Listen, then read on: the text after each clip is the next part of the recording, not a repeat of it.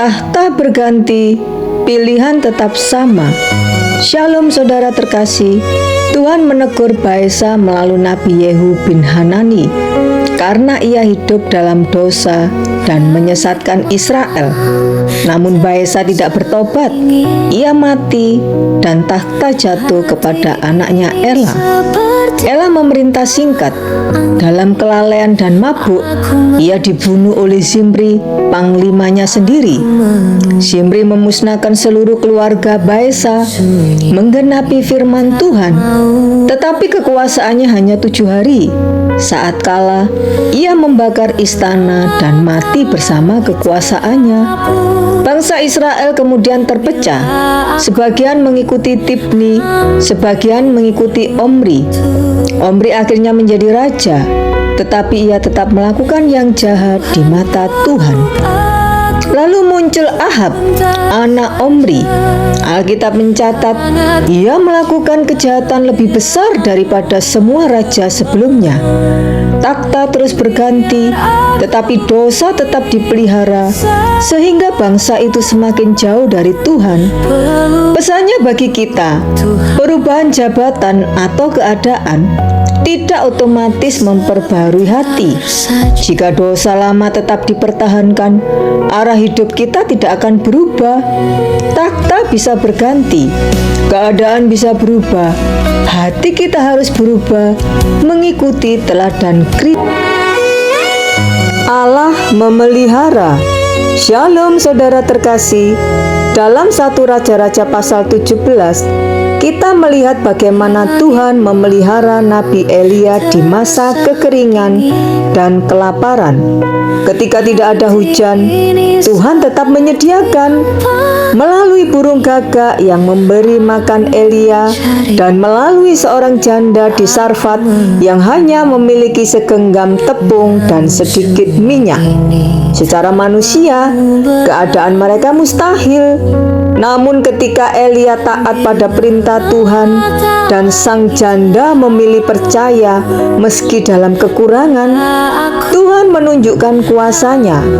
Tepung tidak habis, minyak tidak berkurang, dan kehidupan dipelihara hari demi hari. Melalui kisah ini Tuhan mengingatkan kita bahwa pemeliharaannya tidak selalu datang dari kelimpahan, tetapi dari ketaatan dan iman kita. Saat kita merasa berada di titik terakhir, disitulah Tuhan sering bekerja paling nyata. Percayalah, Tuhan yang sama masih sanggup mencukupkan kita hari ini. Ia setia dan pemeliharaannya tidak pernah terlambat. Api yang menjawab. Shalom saudara terkasih. 1 Raja-Raja pasal 18. Di Gunung Karmel terjadi pertarungan iman. Nabi-nabi Baal berseru dari pagi sampai sore. Mereka berteriak, menari, bahkan melukai diri mereka. Tetapi tidak ada jawaban, tidak ada api. Lalu Elia maju dan memperbaiki mezbah Tuhan yang telah runtuh.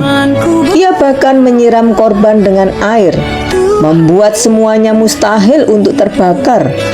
Namun saat Elia berdoa, Tuhan menjawab dengan api dari langit. Api itu membakar korban, kayu, batu, bahkan air di sekelilingnya. Api itu bukan hanya membakar korban, api itu membuktikan siapa Allah yang hidup. Api itu mengembalikan hati bangsa Israel kepada Tuhan. Hari ini Tuhan juga rindu menyalakan kembali api iman dalam hidup kita. Saat hati kita kembali kepadanya, Tuhan sanggup membakar keraguan, memulihkan iman, dan menunjukkan kuasa-Nya. Biarlah api Tuhan tetap menyala dalam hati kita. Dari Karmel ke Horeb. Shalom saudara terkasih. Di Gunung Karmel, Elia seorang diri melawan 450 nabi Baal. Ketika ia berdoa, api turun dari langit dan membakar korban itu. Bangsa Israel pun berseru, "Tuhan, Dialah Allah." Itu hari kemenangan besar. Namun tidak lama kemudian Isabel mengancam nyawanya. Elia yang baru saja melihat mujizat besar kini diliputi ketakutan. Ia melarikan diri ke padang gurun. Di bawah pohon arar, ia berkata, "Cukuplah itu ya Tuhan, ambillah nyawaku." Dari puncak kemenangan, Elia jatuh ke lembah keputusasaan. Tetapi Tuhan tidak meninggalkannya.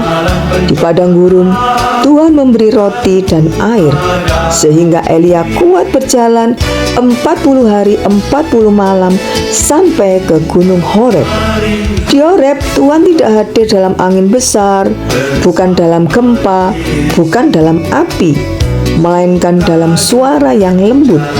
Karmel adalah tempat mujizat, padang gurun adalah tempat pemulihan, Horeb adalah tempat perjumpaan pribadi. Tuhan yang bekerja dalam kedahsyatan adalah Tuhan yang juga bekerja dalam kelembutan. Dalam setiap musim hidup kita, baik di puncak kemenangan maupun di lembah kelelahan, Dia tetap setia menyertai dan menguatkan.